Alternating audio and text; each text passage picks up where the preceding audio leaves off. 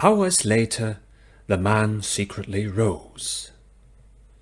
The long-haired lady, who had brought him another mug of bitter tea and let him answer nature's call in a bucket, was lying under a blanket on a rug beside the bed.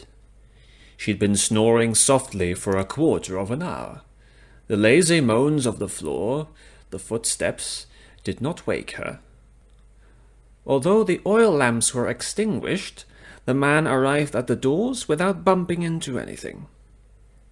He pulled the handle once again, even more slowly than the previous time. The closest dragon head on the sideboard seemed to grumble in its sleep.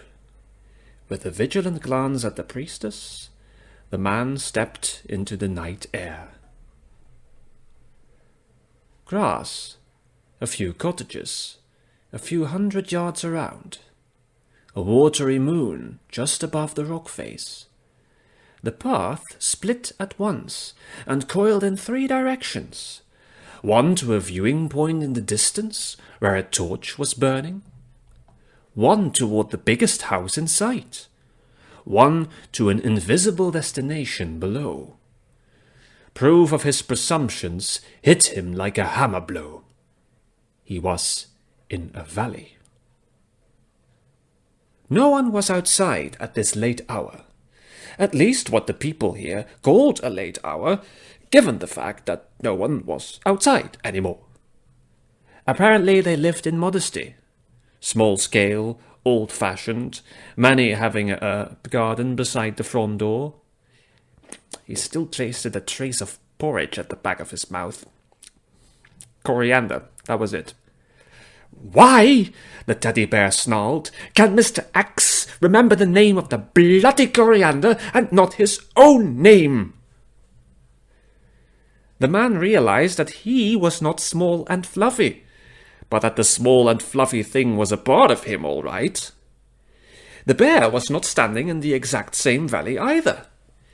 It was a valley surrounded by the same hills, containing the same paths and the same residences, but a big black something was suspended in the watery moon's place. The big black something was square-shaped and empty.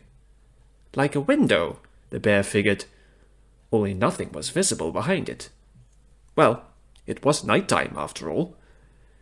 The bear also figured that he had lost his memory completely. That's called retrograde amnesia, he remembered. He no longer knew what his name was, where he came from, and what had caused him to end up here. All in all, the situation was pretty funny, but also pretty strange. Let's get serious for a moment. Why would X spontaneously lose all of his memories? Things like that rarely happen, not even from a blow to the head. And why had he, the bear, spontaneously come to life at that very time? What was his function, his meaning? "That's a long story," a voice said. The bear started and looked to the side. A white shape was standing a few yards away. For a split second, he thought it was a ghost, but then he realized that the man, for it was one, wore a burqa. His entire body was cloaked. It had something impersonal, something anonymous, and it felt unlikely that a human would be hiding beneath those sheets. His aura of mystery was impenetrable, accentuated by a small medallion hanging around his neck. He spread his arms in a dramatic fashion. "The dimmed light, the closed book, the forbidden apple," he spoke in an equally dramatic voice. "Such labels they give me in a fruitless attempt to grasp my essence. Whoever knows my true face may speak.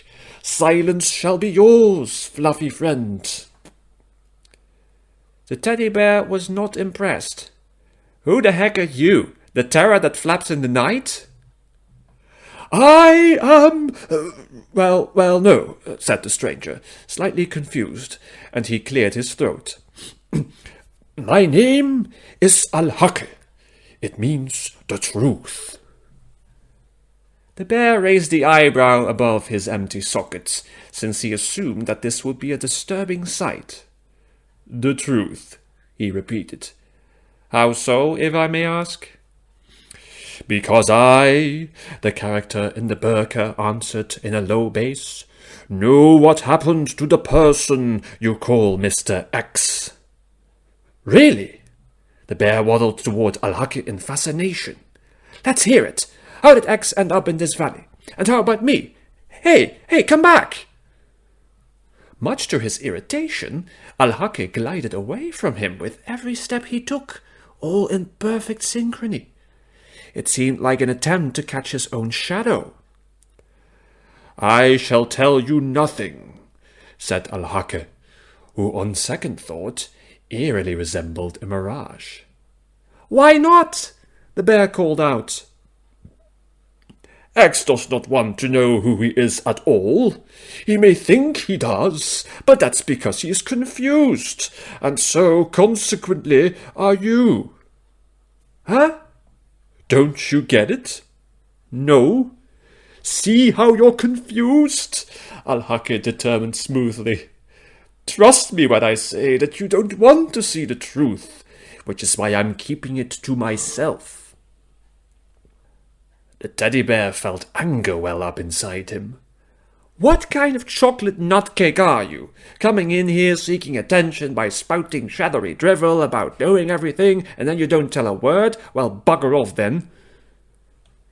He had only just turned around when Al-Haki said, Wait a moment." His words carried a touch of hesitation. "I believe you do not quite understand. I genuinely cannot say anything." The bear rolled his eye. "Why not?" "Well, darn it, I don't know if—" "Okay, all right then. Mr. X has experienced things, horrible things. The memories would drive him insane if he got them back. And that's not all. They would destroy not only him, but this valley as well." "Baloney," said the bear. "It's not baloney, otherwise I, Al-Haki, wouldn't have needed to make my entrance." "Listen, mate, there's no sense to walking away from the truth." "Of course there is," said Al-Haki, who spread his arms. "Mr. X came here for that very reason." He froze in the middle of his gesture and added, "I shouldn't have said that." "What?" the bear insisted. "What?" "Darn it times 3, I shouldn't have said that. I'm not saying anything else. I'm sorry." The bear had the feeling that his face turned red beneath the fluffy fur. "Then you're an overblown chocolate nutcake after all. I don't need to see you any more. Have a nice evening." He made an attempt to definitely walk back to the temple. To his unpleasant surprise, Al-Haki synchronously glided after him like a shadow. "Bugger off!" the bear yelled. "It doesn't work like that, I'm afraid," Al-Haki said in a condescending tone. "The truth will stay a mystery to you, but as a result she will haunt you day and night." The bear turned to the Burqa man. "Oh, yeah?" For a fraction of a second he contracted his lips. Without warning, he spat with the force of a llama. The projectile splashed right against Al-Haki's veil and into his eye. I'm going, the figure mumbled, while trying to wipe his face clean under the veil. Without ado, he glided away toward one of the houses up ahead. The man assumed that his brain was still pretty messed up, and resolved to get back to bed quickly, in spite of the questions tumbling through his head. He hoped to explore this valley tomorrow, and receive some clarification from the priestess. For a brief final moment, he stood on the steps of the dragon temple, listening to the silence. Yet, did he hear someone singing in the distance? He doubted his own ears. Fantasy and reality are one big scrambled egg tonight, the bear thought.